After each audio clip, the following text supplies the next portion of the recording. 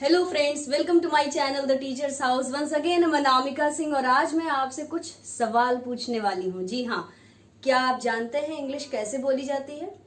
क्या आपको इंग्लिश बोलनी आती है? क्या आप जानते हैं कि इंग्लिश कैसे बोल सकते हैं? तो ऐसे ही कुछ क्वेश्चंस के आंसर के लिए मैं आपके साथ शेयर करने वाली हूँ ये वीडियो। नो मीन्स जानना, सभी को पता है नो मीन्स जानना होता है। सेंटेंसेस कुछ इस तरह से बनते हैं, मैं जानती हूँ कि तुम मेरे बारे में क्या सोचते हो, या फिर मैं जानती हूं कि खाना कैसे बनाते हैं, मुझे मत बताओ। मुझे पता है कि खाना कैसे बनाया जाता है, मुझे मत सिखाना, मुझे इंग्लिश बोलना आता है। मैं जानता हूं कि इंग्लिश कैसे बोली जाती है, मुझे पता है कि इंग्लिश कैसे बोली जाती है। तो इस तरह के, इस टाइप के जो सेंटेंसेस होते हैं जिनमें हम ये शो करते हैं कि ये चीज मुझे आती है, ये चीज मुझे नहीं आती है। कोई काम करना, किसी खास बात को, अपनी किसी क्वालिटी को दिखाना कि ये काम मुझे आता है और ये काम मुझे नहीं आता है। तो ऐसे सेंटेंसेस को हम हिंदी की बजाय अगर इंग्लिश में बोलना चाहें तो कैसे बोलेंगे, तो देखते हैं कैसे। किसी सेंटेंस के अंत में अगर जानता है, जानती है या जानते हैं आ जाए, या फिर साउंड आए आता है, आती है, आते हैं, कैसे? वह जानता है कि साइकिल कैसे चलाते हैं, या फिर वो ये कह सकते हैं कि उसे साइकिल चलाना आता है। ये भी कह सकते हैं मम्मी जानती हैं कि राजमे चावल कैसे बनाते हैं, या फिर मम्मी को बहुत अच्छे छोले भटूरे बनाने आते हैं। यहाँ पर बच्चे जानते हैं कि पापा से बात कैसे मनवानी है, या फिर बच्चों को अपने पापा से बात मनवाना आता है। तो इनमें से किसी भी तरह से वो बच्चा ये दर्शाता है, वो बच्चा ये दिखाता है कि वो इस काम में निपुण है, वो काम अच्छे से कर सकता है। और इसी की जगह नेगेटिव भी बना सकते हैं, मैं ये काम नहीं कर सकती, मुझे नहीं पता है कि इंग्लिश कैसे बोलते हैं, मुझे इंग्लिश बोलनी नहीं आती है। तो किसी भी तरह से अगर हम अपनी क्वालिटी को या डिसक्वालिटी को दिखाना चाहते हैं तो हम इस तरह की ग्रामर का यूज करते हैं। तो देखिए यहाँ पर स्ट्रक्चर या फॉर्मूला क्या होगा उस सेंटेंस को हिंदी से इंग्लिश में कन्वर्ट करने का। सबसे पहले होगा सब्जेक्ट। सब्जेक्ट मैं आपको हर वीडियो लेक्चर में बता चुकी हूँ कि वो व्यक्ति होता है, वो इंसान होता है, या वो सामान होता है जिसके बारे में हम बात करते हैं। अगर मैं ये कहूँ कि मुझे इंग्लिश पढ़ाना आता है, तो मैं किसके बारे में बात कर रही हूँ? मेरे बारे में। तो सब्जेक्ट कौन है? मैं। वैसे ही आपको भी इंग्लिश बोलना आता है, अभी मैं किसके बारे में बात कर रही हूँ? आपके बारे में। तो अब सब्जेक्ट कौन हो गया? आप। इसके बाद हेल्पिंग वर्ब लगेगा जो डू होगा या डज होगा। ये डू और डज का कंसेप्ट समझने के लिए आप मेरे पहले और दूसरे वीडियो लेक्चर्स पे जाइएगा, बॉक्स नंबर 1 और बॉक्स नंबर 2 पे, तो वहां से आपको ये ज्यादा अच्छे से क्लियर हो जाएगा। फिर होगा नॉट। नॉट को मैंने ब्रैकेट में इसलिए रखा है ताकि हम सिर्फ नॉट को वही यूज करते हैं जहां पर नेगेटिव सेंटेंसेस होते हैं, जहां पे नहीं वर्ड का यूज हुआ होता है। नेक्स्ट, नॉट के बाद नो या नोज, या नो लगेगा या नोज लगेगा। इसके पीछे क्या लॉजिक है? जब हम डू को रिमूव करते हैं, अगर हम, आप देखिएगा जाकर के मेरे पहले और दूसरे वीडियो लेक्चर में, कि जब हम डू को रिमूव करते हैं तो वहां पे क्या लगेगा? नो लगेगा। लेकिन जब हम डज को रिमूव करते हैं तो वहां पे नोज लगेगा। अभी एक एक सेंटेंसेस के साथ मैं आपको क्लियर करती जाऊंगी।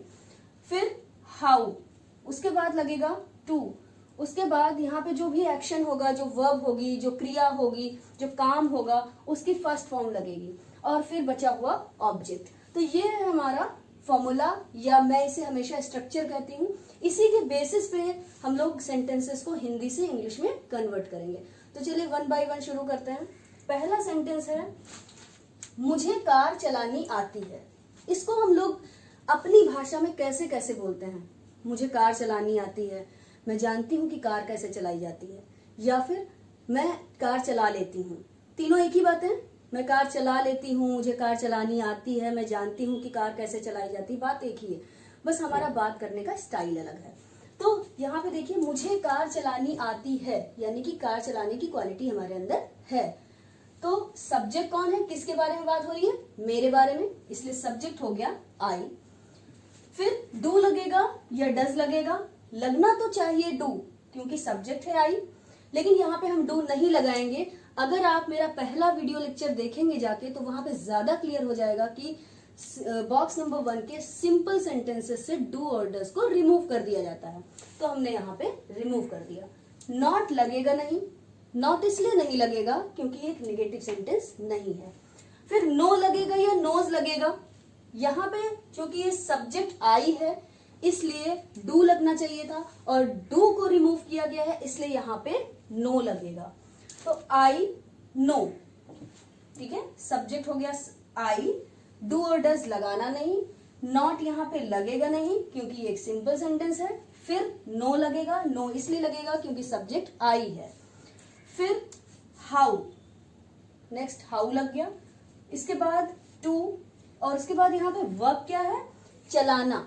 सब्जेक्ट यहाँ पे जो वर्ब है वो कार नहीं है, काम है कार को चलाना, और कार चलाने को कहते हैं ड्राइव, इसलिए यहाँ पे ड्राइव लिख लिया। और फर्स्ट फॉर्म ही होगी इसलिए ड्राइव लिखा। और ऑब्जेक्ट क्या है, क्या चलाना, कार, तो यहाँ पे हम लिख लिया कार। सेंटेंस क्या बन गया, I know how to drive car. कई बार देखिए आप लोग ऐसे बहुत बार ऐसा होता है कि हम लोग शेखी भी मारते हैं किसी के सामने, हाँ हाँ मुझे मत बताओ, मुझे कार चलानी आती है, ठीक है, जब तुमने सीखी नहीं थी तो हमारे घर में कार थी। तो ऐसी बातें हम लोग करते हैं, I know how to drive car. अब देखिए इसी का दूसरा एक नेगेटिव सेंटेंस बनाते हैं, वह खाना नहीं बना पाती है।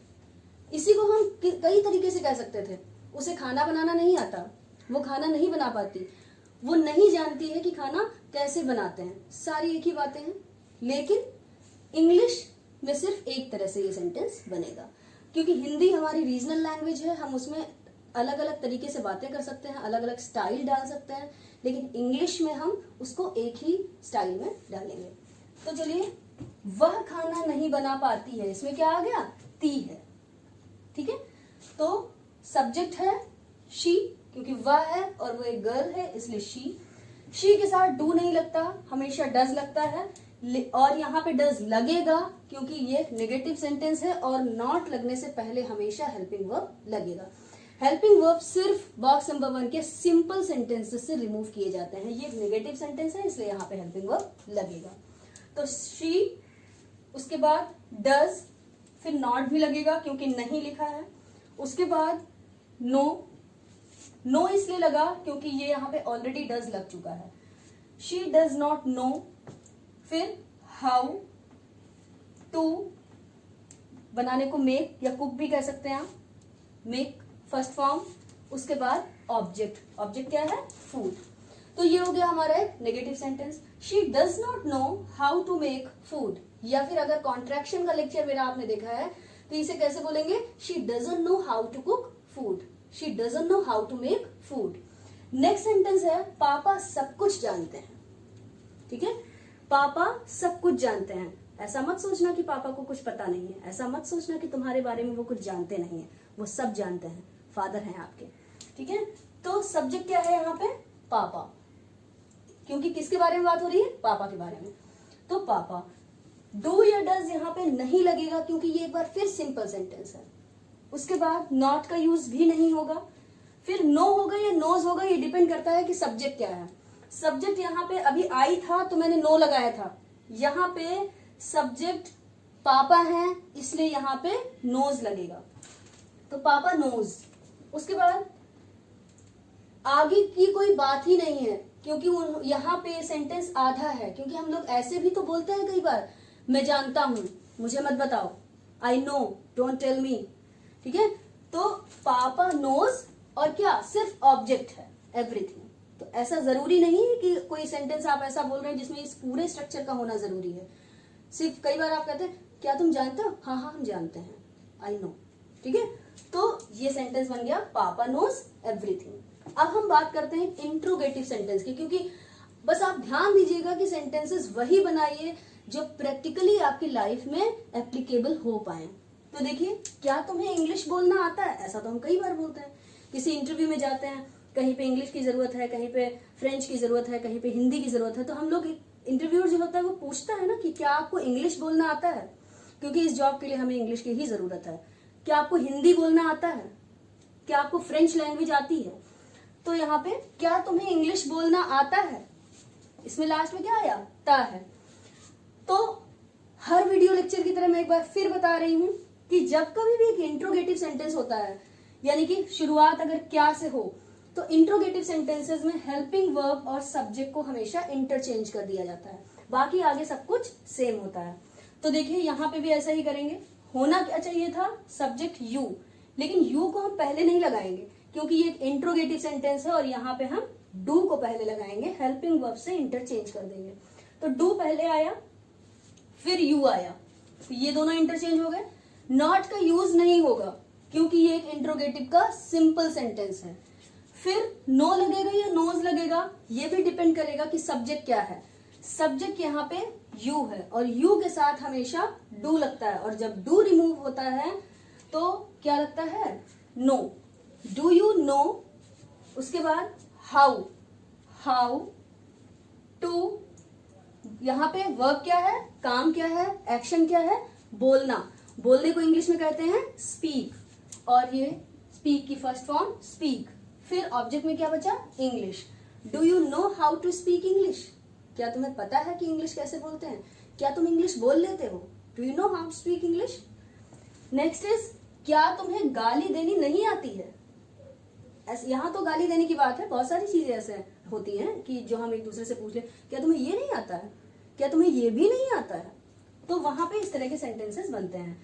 क्या तुम्हें गाली देनी नहीं आती, ये भी एक इंट्रोगेटिव सेंटेंस है और इंट्रोगेटिव का नेगेटिव सेंटेंस है। तो यहाँ पे भी सब्जेक्ट और हेल्पिंग वर्ब इंटरचेंज हो गए। देखिए डू इधर आ गया और यू इधर आ गया, क्योंकि सब्जेक्ट यहाँ पर फिर तुम है। डू यू, फिर नॉट, फिर नो, फिर हाउ, फिर टू, और इसके बाद वर्ब आनी चाहिए। वर्ब यहाँ पे क्या है, गाली देना, और गाली देने को इंग्लिश में क्या कहते हैं, अब्यूज, इसलिए यहाँ पे अब्यूज ही फर्स्ट फॉर्म है, अब्यूज। नेक्स्ट इज, मम्मी जानती हैं कि मैं कहाँ जाता हूँ। बहुत बार ऐसा होता है, मेरे पापा जानते हैं कि मैं कहाँ जाता हूँ, आपको पूछने की जरूरत नहीं है। या फिर किसी ने आपको फोन किया, वेयर आर यू, कहाँ हैं आप, मेरी मम्मी जानती है कि मैं कहाँ हूँ, या मेरी मम्मी जानती है कि मैं इस समय रोज कहाँ जाती हूँ। ठीक है, तो मम्मी जानती हैं कि मैं कहाँ जाता हूँ, तो सब्जेक्ट कौन है, मम्मी, क्योंकि किसके बारे में बात हो रही है, यहाँ पे देखिए मैं भी हूं और मम्मी भी, लेकिन फोकस किस पे आ रहा है, मम्मी जानती हैं, तो मम्मी। उसके बाद डू या डज में से कुछ लगेगा, नहीं लगेगा, क्योंकि यहाँ पे नॉट अगर होता तो ये लगाना कंपलसरी हो जाता। इसीलिए मैं कह रही हूं कि इस लेक्चर से पहले प्लीज मेरा पहला वीडियो लेक्चर जरूर देखिएगा, उससे ये कंसेप्ट बहुत ज्यादा क्लियर हो जाएगा। फिर मम्मी के बाद नॉट लगेगा नहीं। नो या नोज में क्या होगा, नोज होगा, क्योंकि सब्जेक्ट मम्मी है। अगर आई, वी, यू, दे या प्लूरल कुछ होता तो यहाँ पे नो लगता। उसके बाद मम्मी नोज की के लिए दैट। फिर हाउ, यहाँ पे ये सेंटेंस आगे नहीं फॉरवर्ड किया जाएगा, क्यों, क्योंकि यहाँ पे आगे कुछ वर्ब, कुछ एक्शन है ही नहीं। मैं कहाँ जाता हूं, वेयर आई गो। तो जरूरी नहीं है कि हर सेंटेंस नो का पूरा पूरा फॉर्मूला ही ले और पूरे पूरे फॉर्मूले पे ही सेंटेंस बनाया जाए। तो सिंपल सा सेंटेंस, मैं जानता हूं, आई डू, नो होना चाहिए, डू रिमूव कर दिया, आई नो। वह जानता है, ही डज नो, डज हटा दिया, ही नोज। वो नहीं जानता है, ही डज नॉट नो। मैं नहीं जानती हूं, आई डू नॉट नो। तो इस तरह से बहुत सारे सेंटेंसेस होते हैं जो इस वीडियो लेक्चर से रिलेटेड होते हैं। अगर आपको इस लेक्चर से रिलेटेड कोई प्रॉब्लम हो, कमेंट बॉक्स में कमेंट करिए। अगर आप सेंटेंसेस बना के कमेंट बॉक्स में डाल सकते हैं तो बहुत इजी होगा, मैं उसमें करेक्शन करके मैं वापस आपको कमेंट बॉक्स में उसका रिप्लाई करूंगी। और किसी भी तरह का कोई सजेशन है तो उसका बहुत स्वागत है। Thank you so much.